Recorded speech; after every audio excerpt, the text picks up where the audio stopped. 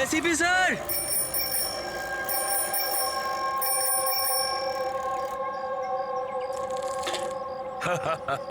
আরে জিমি, কেমন আছো বাবা? Morning sir. Good morning Jimmy. আজ হঠাৎ কি মনে করে? কেমন আছো? স্যার খুব ভালো আছি স্যার, একদম আপনার মতো। আমার মতন? স্যার যদি আপনার মতো থাকি তাহলেই তো বড় হয়ে আপনার মতো সিআইডি অফিসার হতে পারবো। আরে বাহ, আমার মতন অফিসার হবে? সিআইডি তে এসিপি হবে? সেটার জন্য অনেক পড়াশোনা দরকার, এক্সামের প্রিপারেশনটা খুব ভালো দরকার, তাই না? কেমন চলছে তোমার প্রস্তুতি? একদম দারুণ স্যার।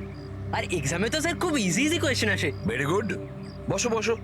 স্যার এটা আমার স্ক্র্যাপ বুক স্যার, আমি এটার মধ্যে ক্রাইম হিস্ট্রি সলভ করেছি স্যার। মাই স্ক্র্যাপ বুক? এখানে ক্রাইম হিস্ট্রি আছে? হ্যাঁ স্যার, আপনি এটা দেখে আমাকে গাইড করুন না স্যার। স্যার আমি এখানে ইনফরমেশন অনেক আলাদা আলাদা জায়গা থেকে কালেক্ট করেছি আর সব সেভ করে রেখেছি স্যার, সব স্ট্যাম্প করে রেখেছি যাতে আমি সবকিছু একসাথে এক জায়গায় দেখতে পারি। আর স্যার এই যে এই পেজটা না, এখানে লেখা আছে যে কখন হয়েছে, কিভাবে হয়েছে, কোথায় হয়েছে। আর স্যার এর যে নেক্সট পেজটা না, ওটার মধ্যে একদম ফাইনাল ডিটেলস আছে। আচ্ছা, কিন্তু স্যার কিছু জিনিস মিসিং আছে যাতে আমি বুঝতে পারছি না কি করে হয়েছে। তো এই ক্রাইম এই বিল্ডিং এর আন্ডার কনস্ট্রাকশন হয়েছে? যে অপরাধ করেছে সে গম্ভীর করেছে, আর তুমি দারুণ কাজ করেছো। কিন্তু এই সব করার আগে লেখাপড়া ভালো করে করতে হয়, এক্সামে খুব ভালো নাম্বার পেতে হবে, তাহলে দেখবে তুমি একজন ভালো সিআইডি অফিসার হয়ে গেছো। যখন বড় হয়ে যাবে আমি তোমাকে গাইড করব ভালো সিআইডি অফিসার হওয়ার জন্য। Thank you sir. এবারে এই মিস্ট্রিটা আমরা কবে সলভ করব জানো? তোমার এক্সাম শেষ হওয়ার পরে আমরা দুজনে মিলে সলভ করব। না, ঠিক আছে স্যার, হ্যাঁ। Bye sir. By.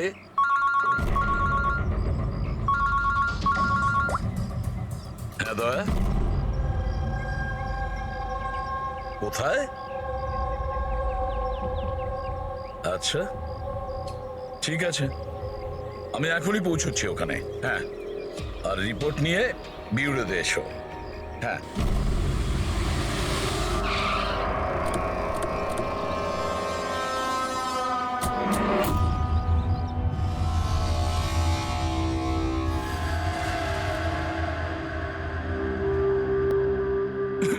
Debjani, control yourself Rakesh. Rakesh control. Rakesh সামলাও নিজেকে নিজে। রাকেশ please। দেখুন না কি হয়ে গেল। এখন তদন্ত চলছে, আমি স্যার, বাইরে গিয়ে কিছু কথা করুন বলছি। আপনি। আমি বাইরে গিয়ে কথা বলছি, তোমরা ওকে বাইরে নিয়ে যাও। আরে আমি তো বললাম কথা বলবো। চল যাও। রাকেশ, কন্ট্রোল ওকে নিয়ে যাও। ইয়োরসেলফ, সব ঠিক হয়ে যাবে।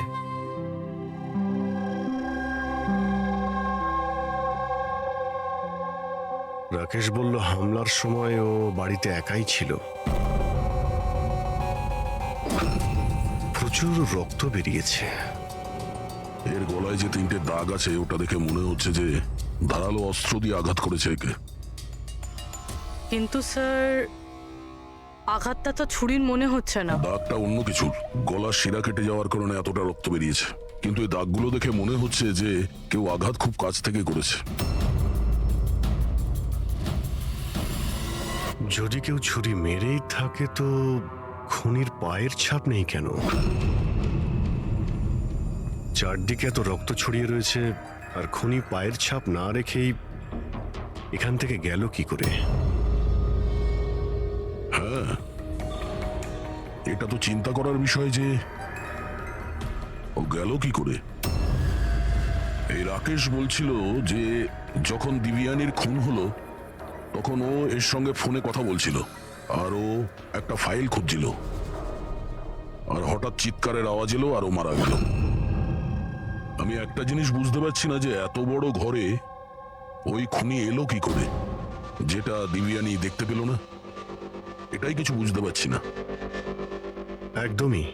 যদিও খুনিকে ভিতরে ঢুকতে দেখতে পেত বা যদিও বুঝতেও পারত, তাহলে ও রিয়াক্ট করত।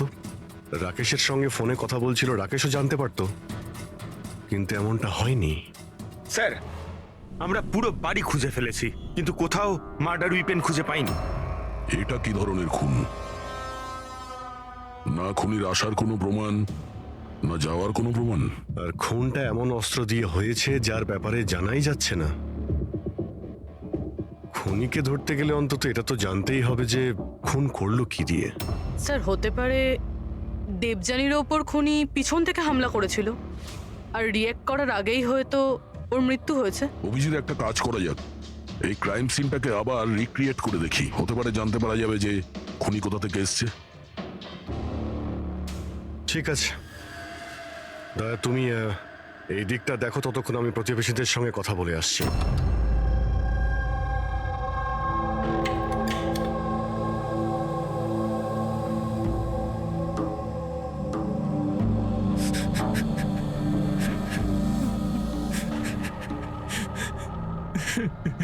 স্যার, যেই আমার বউকে খুন করে থাকুক ওকে ছাড়বেন না।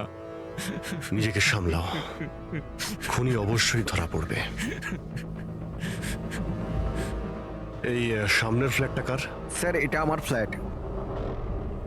আপনি স্যার আমি অভিষেক, আর এটা আমার ওয়াইফ প্রিয়া। Hi sir. আমরা এখানেই এই ফ্ল্যাটের সামনেই থাকি।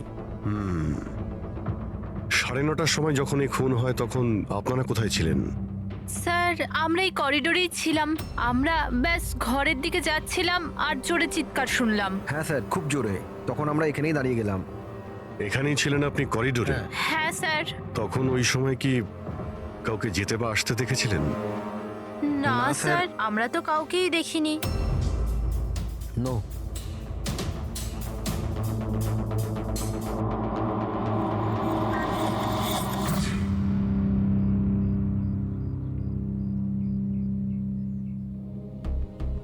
স্যার আমি আপনাকে দেখতে পাচ্ছি।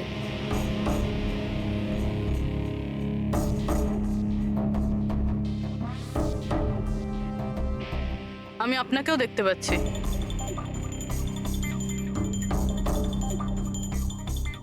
স্যার খুনি যেদিক থেকেই আসুক দেবযানী ঠিক দেখতে পেত।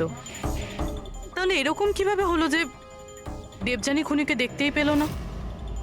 এটাই তো বুঝতে পারছি না পুরবি, যে খুনিকে দিব্যানী দেখতে পাইনি কেন। ভেতরে এসে খুব সহজেই মেরে চলে গেছে ও, আর এখানে হাতাহাতির কোনো চিহ্নই নেই। খুনি না ডান দিক থেকে এসছে, না বাঁ দিক থেকে, আর না পেছন থেকে। আচ্ছা এটা তো নয় যে খুনি সামনে থেকে এসছে? সামনে তো ক্যাবিনেট আছে, এখান থেকে তো দেখতেই পাওয়া যেত। দেখতে তো তখন পেত যখন ওকে দেখা দিত। আচ্ছা ও এখানে তো জায়গাই নেই স্যার। এটাতেও নেই। স্যার দেবযানীর খুন হয়েছে মানে খুনি ভিতরে তো নিশ্চয়ই এসেছিল। এবার প্রশ্ন এটাই থাকে যে ও এখানে লুকিয়েছিল কোথায়? তার থেকেও বড় কথা স্যার, খুনি ঘরের ভিতর ঢুকলো কি করে? না কোনো জানলা ভাঙা আছে, না কোনো কাঁচ ভাঙা আছে, আর না তো দরজাটা নিয়ে কেউ কিছু করেছে।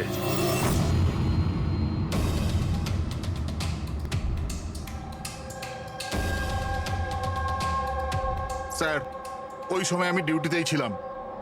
কখন হলো আমি জানি না স্যার। তোমার কাউকে সন্দেহ হয়? একদম নয় স্যার। স্যার ওর সাথে তো একদিন না একদিন এটা ঘটতোই। কেন? এটা কেন বলছেন আপনি? নম্বরের ক্যারেক্টারলেস মহিলা ছিল ওর ঘরে, জানি না কত লোকের আসা যাওয়া লেগেই থাকতো। রাকেশ এই ফ্ল্যাটের চাবি কার কার কাছে থাকে? স্যার একটা চাবি তো ঈশান বাবুর কাছে থাকে, উনি সোসাইটির চেয়ারম্যান। আর একটা চাবি সিমরানের কাছে আছে, যে দেবযানীর ছোটবেলার বন্ধু, আর ওই আমাদের ফ্ল্যাটটাকে রেনোভেট করেছিল। না বলে একমাত্র ওই আছে যে বাড়ির ভেতর ঢুকতে পারে। একটু সিমরানকে ডাকো। আমি এই সোসাইটির চেয়ারম্যান ঈশান, আর ইনি আমার স্ত্রী ভূমি। স্যার এই মহিলার জন্য পুরো সোসাইটি বিরক্ত ছিল। স্যার ব্যভিচারের সমস্ত সীমা পার করে দিয়েছিল স্যার। না জানে ওর কতগুলো প্রেমিক ছিল। আমার তো মনে হয় স্যার নিশ্চয়ই কোনো না কোনো প্রেমিকই ওর হত্যা করেছে। এক মিনিট। আমরা শুনেছি যে উনি খুবই সাধারণ হাউস ওয়াইফ ছিলেন। স্যার ও বিবাহিত ছিল, কিন্তু নিজের স্বামী রাকেশের সাথেও থাকতো না। এক্সকিউজ মি, আপনি প্লিজ আমার গাড়িটা পার্ক করে দেবেন? Yeah sure. Yeah.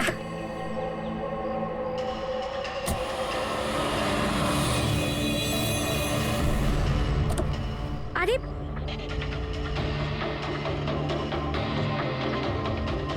Thank you. What's your name? Abhinav. কোথায় থাকেন আপনি? ব্যাস এই বিল্ডিংয়েই। Thank you so much.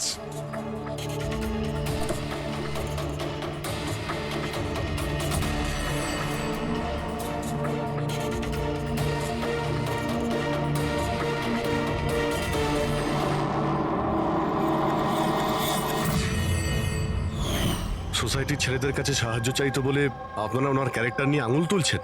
হ্যাঁ, যদি এরকম ব্যাপার না হতো তাহলে আমরা কেন আঙুল তুলবো? স্যার, দেবযানীর সঙ্গে বাজে শ্রেণীর লোকেরা দেখা করতে আসতো, আর যখন এই কথাগুলো জানাজানি হতো তখন ও কথাটা এড়িয়ে যেত আর উল্টে লোকজনের বিরুদ্ধে হ্যারাস করার অভিযোগ আনতো। স্যার, সিমরান, সিমরান, এই ঘরের একটা চাবি তোমার কাছে থাকে? হ্যাঁ স্যার। স্যার, শুধু চাবিটা আমার কাছে বলে আপনি আমায় সন্দেহ করছেন? দেবযানী আমার ছোটবেলার বন্ধু, আমি ওর খুন করিনি।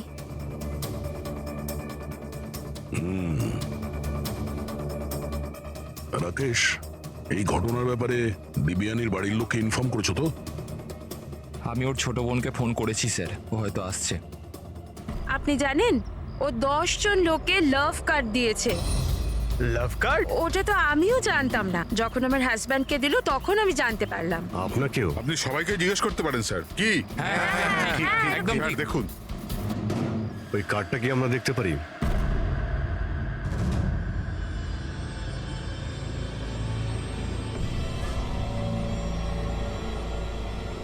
স্যার, আমি এসব ব্যাপারে কিছুই জানি না। আমি আমার কাজের জন্য পুনেতেই থাকি, আর মাসে হয়তো 3-4 বারই বাড়িতে আসতে পারি।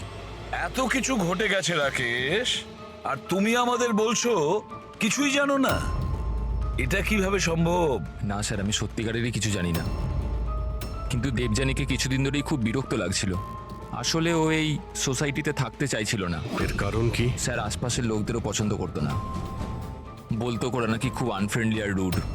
এমনকি ওর ঘরটাও খুব একটা পছন্দ হতো না। ইনফ্যাক্ট ওর কথাতে আমি আজ সকালেই একটা নতুন ফ্ল্যাট বুক করেছিলাম।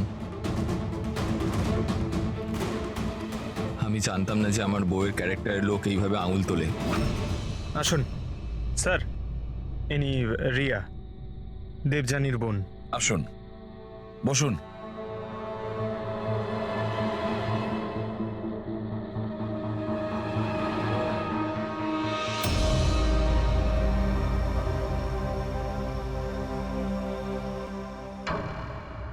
স্যার, আমি আপনাকে একটা কথা বলতে চাই। যেভাবে সবাই খারাপ কথা বলছে না আমার দিদির ব্যাপারে, ওরম ছিল না স্যার। আমি জানি এটা কে করেছে। কে করেছে এটা?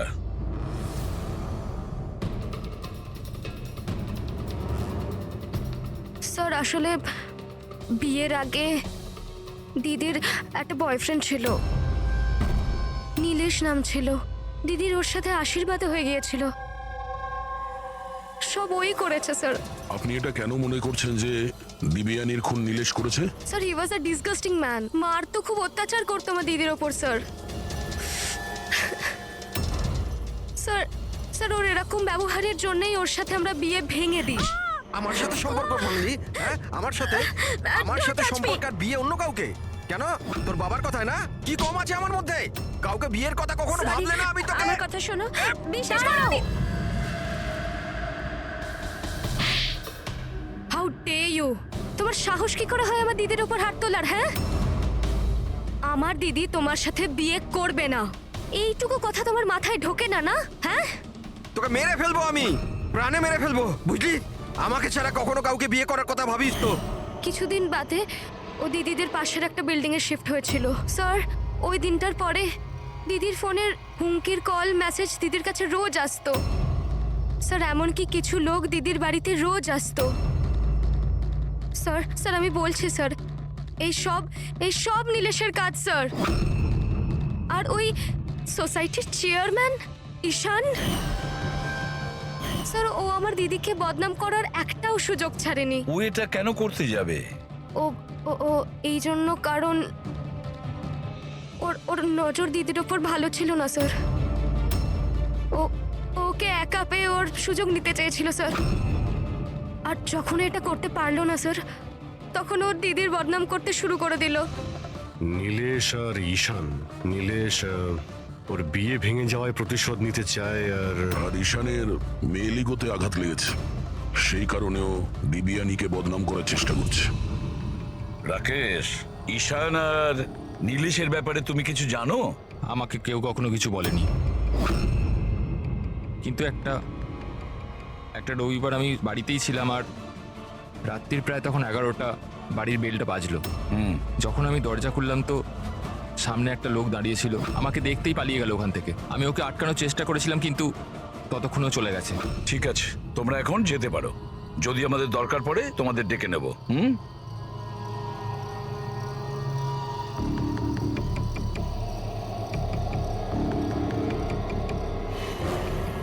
ঈশান, নীলেশ আর সেই লোকটা যে রাত্রিবেলা দেবযানীর ঘরে এসেছিল, খোঁজ নিতে হবে এই তিনজনের ব্যাপারে। হতে পারে খুনি এই তিনজনের মধ্যেই কেউ। তবে যেই হোক, দেবযানীকে কিভাবে খুন করলো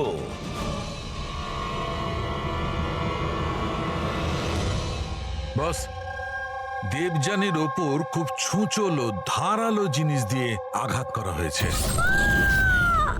যে 3টে ক্ষত আছে, এই যে এই কাঁধের ওপর, এর কারণে ওর নার্ভ কেটে গেছে। আর এই যে 2টো ক্ষত কাঁধের ওপর। অদ্ভুত ব্যাপার হচ্ছে এই যে 3টে ক্ষত আছে, এগুলো একে অপরের থেকে সমান দূরত্বে আছে। আর একটা সারপ্রাইজিং ব্যাপার, এই 3টে ক্ষতর ডেপথ একেবারে সমান, 3 ইঞ্চি। হয়তো খুনি খুন করার জন্য একই অস্ত্র ব্যবহার করেছে, আর হয়তো সমানভাবে আঘাত করেছে, তাই ক্ষতর পরিমাণ একই, 3 ইঞ্চি। হতে পারে, এরকম হতে পারে, কিন্তু এখানে এই কেসটাতে নজর করবার মতো বিষয় হচ্ছে যে দেবযানীর যে ক্ষতগুলো আছে তাতে কোনো অ্যাঙ্গেল নেই। এই আঘাত পুরো উপর থেকে করা হয়েছে, সোজা, এইভাবে সোজা। আঘাতের সময় দেবযানী দাঁড়িয়েছিল, আর হিল সহ এর হাইট হবে প্রায় 5 ফিট 7 ইঞ্চি। আর ওকে এইভাবে আঘাত করার জন্যে খুনির হাইট হতে হবে কম করে 6 ফুট 2 ইঞ্চি, তবেই এরকম আঘাত হবে, না হলে নয়। দেখো সালুকে, খুনির উচ্চতা যদি 6 ফুটের বেশি হয়, তাহলে ক্যাবিনেটের মধ্যে কি করে লুকিয়ে থাকবে? আর লুকিয়ে আঘাতও করতে পারবে না। আর সে যদি দেবযানীর পেছন দিক দিয়ে কেউ আসে, তাহলে দেবযানী জানতে পেরে যেত, আর সে তখন নিজেকে বাঁচানোর চেষ্টা করত। এখন প্রশ্ন হলো, সে খুনটা করলো তো করলো কিভাবে? আর স্যার, যদি কোনো লোক দরজা বা জানালা দিয়ে ভিতরে ঢুকতো বা বাইরে বের হতো, তাহলে কেউ না কেউ তোকে দেখতে পেত। কেউ তো দেখতেই পায়নি।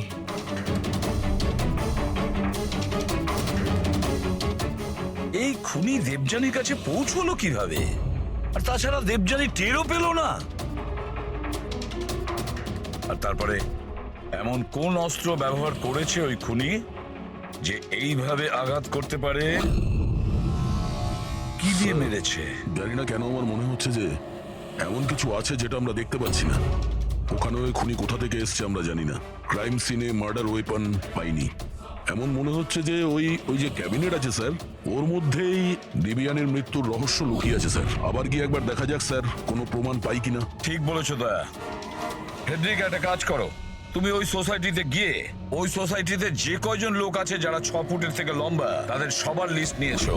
আর তাছাড়া এটাও খবর নাও যে দেবযানীর বাড়িতে রাত্রি 11টার সময় কে এসেছিল, যে রাকেশকে দেখে পালিয়ে গেছে।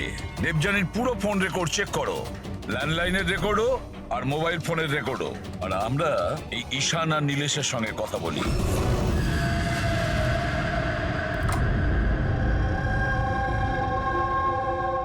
ডক্টর সালুকের থিওরি অনুযায়ী খুনের উচ্চতা 6 ফুটের উপরে।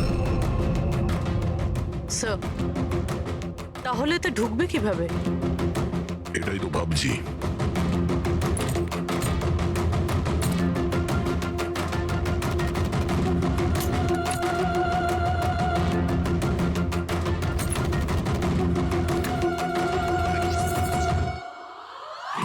স্যার, এই সেলফের ভেতর তো দেখছি ভালোই জায়গা রয়েছে।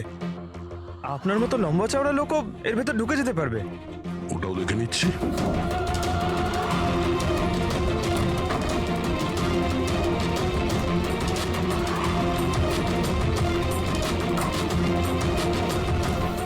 যদি এই সেলফগুলো বার করে আমার মতো লোক ওইখানে ধরে যায়, হতে পারে খুনিও এখানে ছিল।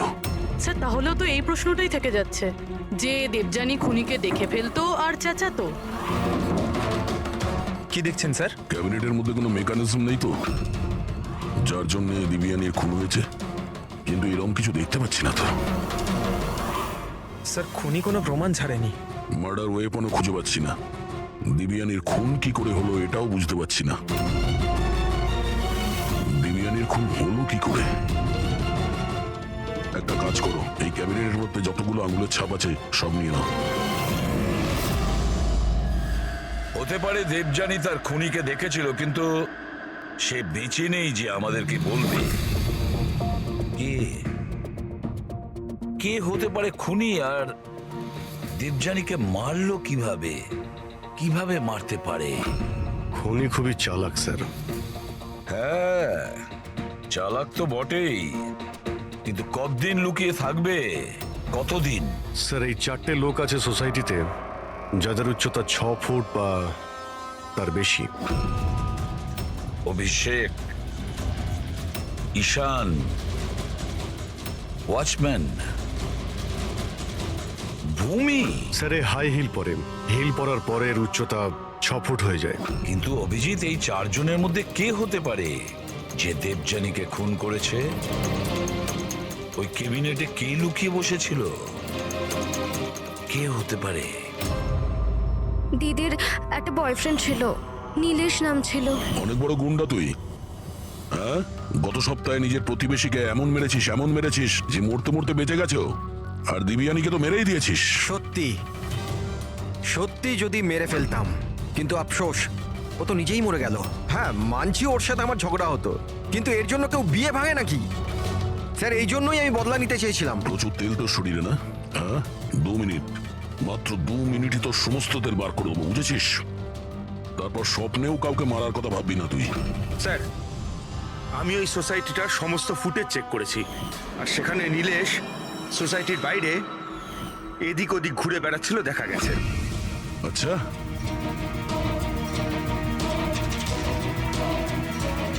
কি করতে যেতিস ওখানে? আমি শুধু দেখা করতে গিয়েছিলাম, দেখা করার চেষ্টা করতাম, কিন্তু ওর দেখা পাইনি। এবার সকাল 9:30টার সময় যখন দিবিয়ানির খুন হয়েছিল, কোথায় জানি ছিলি না তুই? জানি না স্যার, আমি রাতে একটু বেশি খেয়ে ফেলেছিলাম, তাই আমার মনে আসছে না। মনে করার চেষ্টা কর, খুব ভালো করে চিন্তা কর, স্মৃতিশক্তি ফিরিয়ে নিয়ে আয়, না হলে তোর এমন হাল করব তুই নিজেকে চিনতে পারবি না, বুঝলি? ফ্রেডি, চল। ঈশান, তুমি দিবিয়ানিকে সার্টিফিকেট দিচ্ছিলে, ক্যারেক্টার সার্টিফিকেট, হ্যাঁ? নিজের ব্যাপারে কি বলবে তুমি? আমি কিছু বুঝতে পারলাম না স্যার। আমরা সবকিছু বুঝে গেছি। দিবিয়ানি তোমায় পাত্তা দেয়নি, তাই ওকে বদনাম করে দিয়েছো পুরো সোসাইটিতে। সবকিছু ঠিকঠাক বল, না হলে আমি। স্যার ওই সমস্ত পুরুষের সাথেই ঘোরাফেরা করতো, তো আমি ওর সাথে কাছাকাছি হওয়ার চেষ্টা করেছিলাম, কিন্তু ও আমাকে এড়িয়ে যেত। তখন আমি ভাবলাম যে আমি এর বদলা নেব। আর বদলা নেওয়ার চক্কর ওকে মেরেই দিলে? না স্যার, আমি ওকে মারিনি, আমি তো শুধু ওকে ধমকেছিলাম ভয় দেখাতে। তোমার কাছে ওর ফ্ল্যাটের চাবিও তো ছিল, হ্যাঁ? মানে তোমার কাছে উদ্দেশ্যও ছিল আর উপায়ও ছিল, হ্যাঁ? কিন্তু স্যার, যখন ওর মৃত্যু হয় তখন তো আমি সোসাইটির ওয়াটার পাইপ ঠিক করছিলাম। আপনি চাইলে যে কাউকে জিজ্ঞাসা করতে পারেন। আমরা জেনেই যাবো।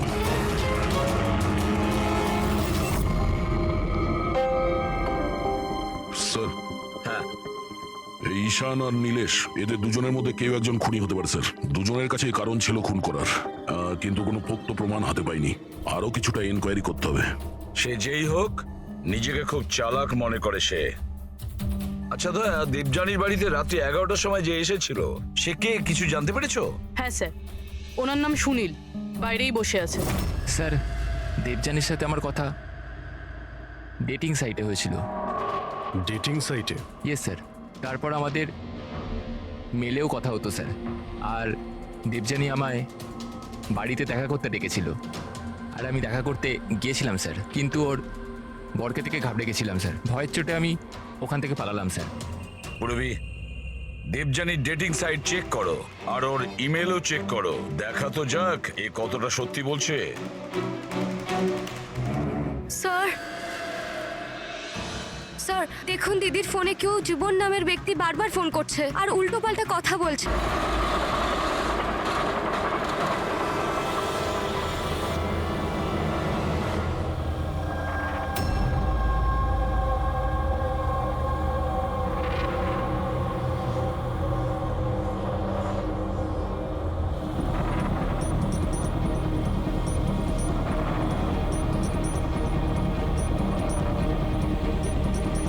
আরে ঠিক করে কাজ কর না। আরে বললাম না এত তাড়াতাড়ি কাজ হবে না। আমরা তোমরা কি বিল্ডারের লোক হও আর যেই হও, বললাম তো এত তাড়াতাড়ি কাজ হবে না। সময় তো তোর শেষ হয়ে এসেছে বুঝলি।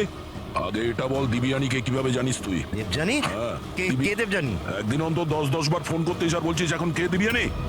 স্যার কারা আপনারা? আমরা তারাই যাকে দেখে অপরাধী কাঁপে, CID. Sir sir sir sir, আমি কিচ্ছু করিনি, আমি সত্যি বলছি আমি কিচ্ছু করিনি। কিচ্ছু করিসনি? দিবিয়ানির খুন করেছিস আর বলছিস কিছু করিসনি? আমি দীপিকা আছি স্যার, আমি ফোন করিনি, বিশ্বাস করুন স্যার। ফোন না করলে 10 বার করে ফোন করছিস কেন? স্যার অ্যাকচুয়ালি আমি দেবজানুর নাম আর নাম্বার পেয়েছিলাম, সেই জন্য মাঝে মধ্যে ভেবেছিলাম বিরক্ত করবো, আর কিচ্ছু নয় স্যার, বিশ্বাস করুন আর কিচ্ছু নয়। কে দিয়েছে তোকে এই নম্বর? আমি সত্যম কমপ্লেক্সে কিছু কাজের জন্য গিয়েছিলাম, তো বাথরুমের দেওয়ালে ওর নাম আর ফোন নাম্বার লেখা ছিল স্যার। তো আমি ওকে ফোন করি, কিন্তু আমাকে বকতে থাকে। আমি বুঝতে পারি ও খুব ভদ্র একজন মেয়ে। স্যার আমি ওর খুন করিনি, দিব্যি কালছি স্যার, বিশ্বাস করুন আমি খুন করিনি ওর। পঙ্কজ একটু চেক করো তো সত্যম কমপ্লেক্স।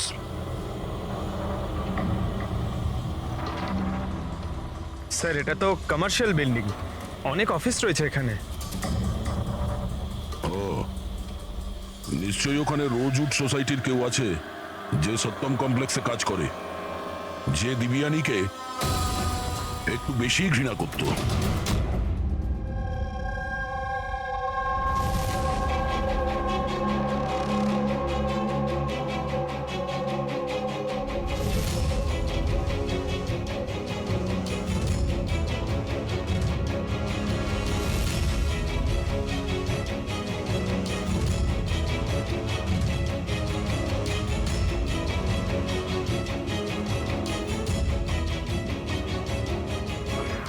জিমি, আরে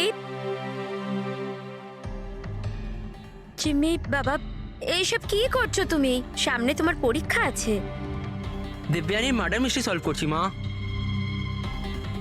কি? আগে ম্যাথের কোয়েশ্চেন পেপার তো সলভ করো। আমি কিছু বলছি তোমার। মা প্রথম পেপারটা ফিজিক্সের, আর এই মার্ডারটা কিছুটা ফিজিক্সের লজিক কাজ করেই হয়েছে। তুমি তোমার এই লজিক না, এতে আমি বিরক্ত হয়ে গেছি। এখন এই লজিক গিয়ে তুমি এসিপি স্যারকে বোঝাবে, আর তারপর উনি আমায় ফোন করে তোমার নামে নালিশ করবেন। মা যখন এসিপি স্যার আমার কমপ্লেন করবে না, তখন ওনার সামনেও এমনি একটু বকে দিও। হ্যাঁ, সিআইডি অফিসার হওয়ার কথা বলছো, আর নিজের মাকে মিথ্যে বলার ট্রেনিং দিচ্ছ, তাই না? এখন আমি গিয়ে এসিপি স্যারকে এটা নালিশ করবো, দাঁড়া। মামা আমি জানি তুমি স্যারের কাছে নালিশ করবে না, আচ্ছা, কারণ তুমি তো ওয়ার্ল্ডের বেস্ট মম, তাই না মা? না না, আরে ছাড়, আরে জিবি, আরে তুমি বলবে না মা, আরে না না না, তুমি বলবে না, তুমি আর মা আমি গিয়ে এখনই বলছি, এখনই দাঁড়িয়ে যা। বলবে না।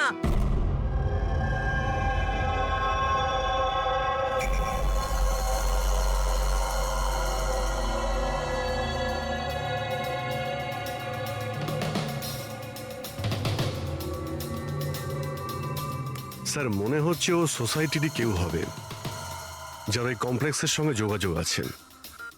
স্যার আমি দেবযানী আর সুনীলের সব মেসেজ চেক করেছি, একটা অবাক করার মতন বিষয় জানতে পেরেছি।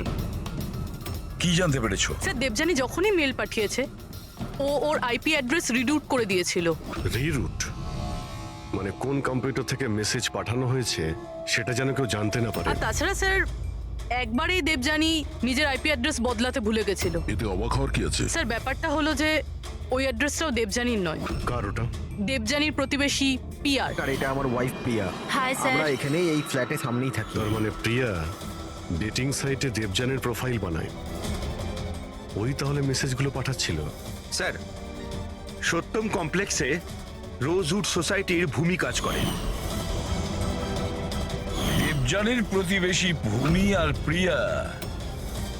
এবার দেবযানীর মৃত্যুর পেছনে সত্যিটা কি সেটা তো ভূমি আর প্রিয়াই বলতে পারবে। এসিপি স্যার, এসিপি স্যার, আরে এসিপি স্যার, আমি খুঁজে বার করেছি। কি খুঁজে বের করেছো? এটাই যে দেবযানীর মৃত্যু কিভাবে হয়েছিল। দেবযানীর মৃত্যু কিভাবে হয়েছিল? ড্রোন দিয়ে হয়েছিল দেবযানীর মৃত্যু।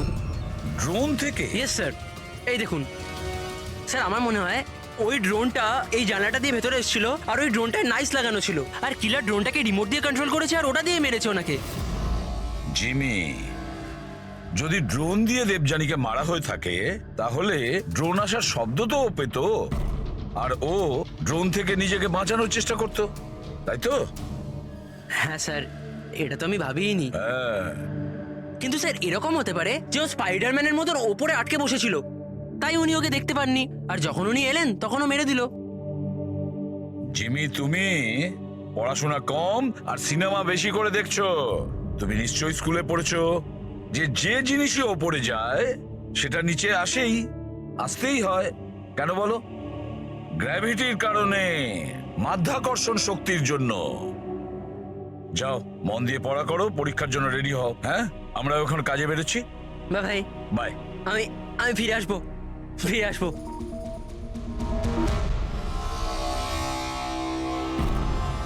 কিছু বলছেই না। সব বলবো। আসুন আসুন।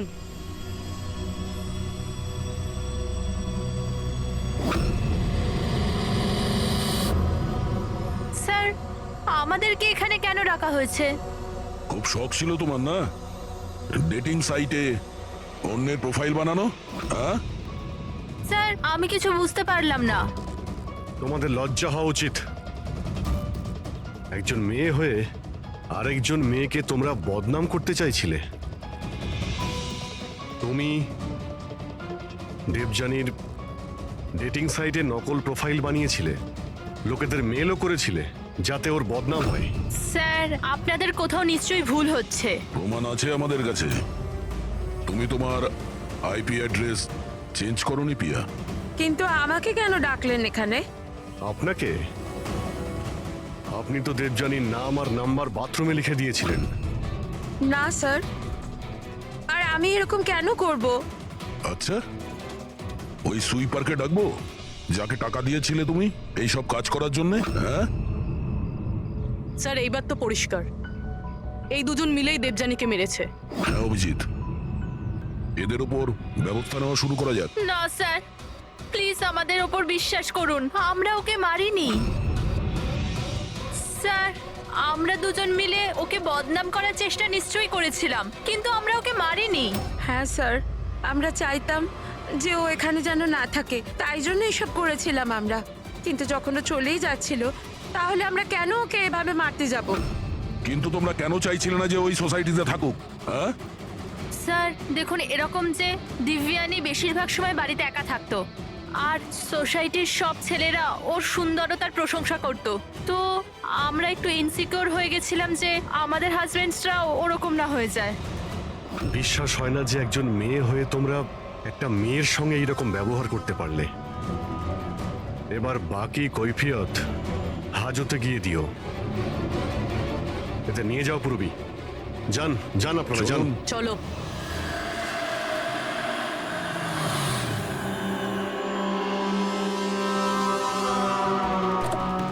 হ্যাঁ স্যার, জানতে পারলেন কিছু? আমি ওই কাবারটা খুব ভালো করে চেক করেছি, কিন্তু ওখানে দেবযানী আর রাকেশের আঙুলের ছাপ ছাড়া আর কারোর আঙুলের ছাপ পাইনি। আর ওই আঙুলের ছাপগুলো শুধু নবের ওপর ছিল, দরজার নবের ওপর, আর কোথাও নয়। মানে ক্যাবিনেটের মধ্যে কেউ বসেছিল না? না, এরকম তো কোনো প্রমাণ পেলাম না। এই কেসটা তো সমাধানের বদলে সমস্যায় ফেলছে আমাদের। খুনি যদি ক্যাবিনেটে না থাকে তাহলে কোথায় ছিল? আর খুনি এই খুনটা করলো কিভাবে? আর না তো এই কাবার্ডের মধ্যে ছিল, তাহলে খুনি এলো কিভাবে? আর যদি খুনি না আসে তাহলে খুনটা হলো কিভাবে? খুন হলো কি করে? দেখো, আমি তোমাদের বলেছিলাম না দেবযানীর কাঁধের ওপর যে 3টে ক্ষত ছিল, ওগুলো একদম 90 ডিগ্রি অ্যাঙ্গেলে ছিল। মানে যখন আঘাত করা হয়েছে উঁচু থেকে করা হয়েছে, ওপর থেকে।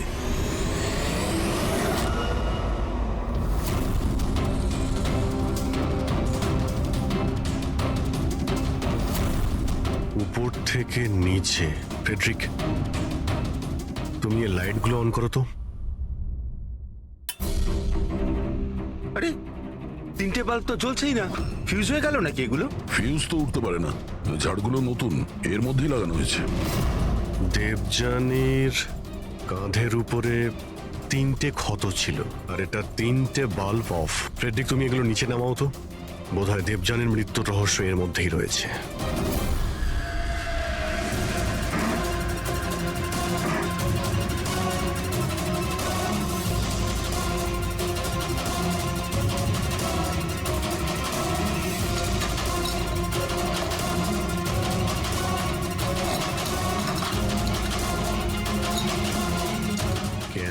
এখানে লাগিয়েছে কেন? এই হচ্ছে ওই হাতিয়ার যা দিয়ে খুন হয়েছে। রক্ত লেগে আছে এতে। আর এই দ্বিতীয়টা? আর এটা এই তারের সঙ্গে যুক্ত করে রেখেছে, আর এর সাহায্যেই এটা তীরের গতিতে নিচে নামে, দেবযানীকে মার্ডার করে আর উপরে গিয়ে বাল্বের সঙ্গে ফিট হয়ে যায়। স্যার এটাতে সেন্সারও আছে।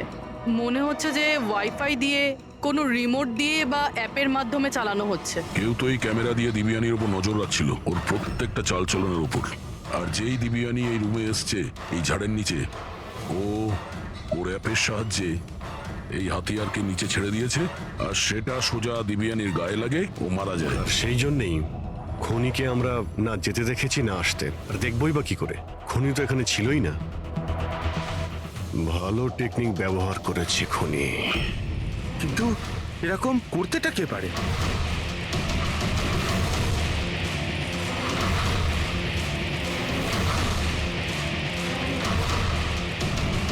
স্যার, খনিকে চিনতে পেরে গেছি।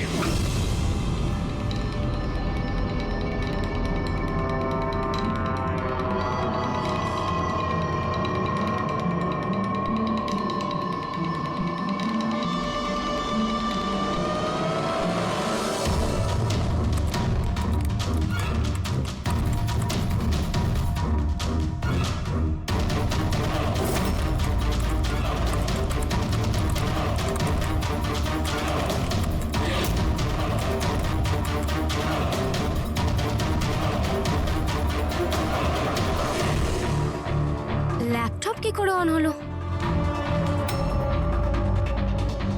Suicide note?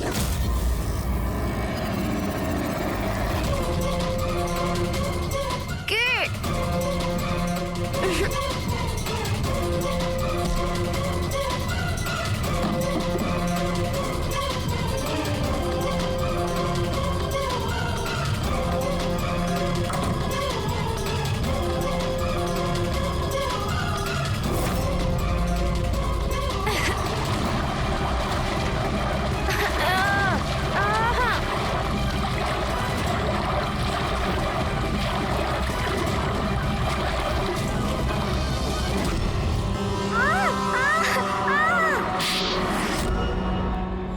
স্যার ম্যাডামের ফ্ল্যাট পছন্দ হয়েছে তো?